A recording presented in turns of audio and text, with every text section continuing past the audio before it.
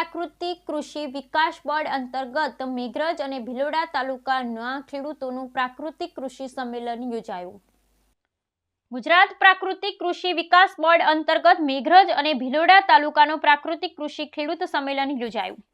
ગુજરાત સરકાર દ્વારા હાલ ગુજરાત રાજ્યના તમામ ખેડૂતોને પ્રાકૃતિક ખેતી તરફ લઈ જવાના પ્રયત્ન હાથ ધરવામાં આવી રહ્યા છે, જે અંતર્ગત ખેડૂતોની અંદર પ્રાકૃતિક ખેતી અંતર્ગત માહિતી પ્રાપ્ત થાય તે હેતુથી ગુજરાત પ્રાકૃતિક કૃષિ વિકાસ બોર્ડ દ્વારા મેઘરજ અને ભિલોડા તાલુકાનું પ્રાકૃતિક કૃષિ ખેડૂત સંમેલન રેલાવાડા ખાતે આવેલા માર્કેટ યાર્ડમાં આયોજન કરવામાં આવ્યું હતું, જેની અંદર બંને તાલુકાના ખેડૂતો મોટી સંખ્યામાં ઉપસ્થિત રહ્યા હતા.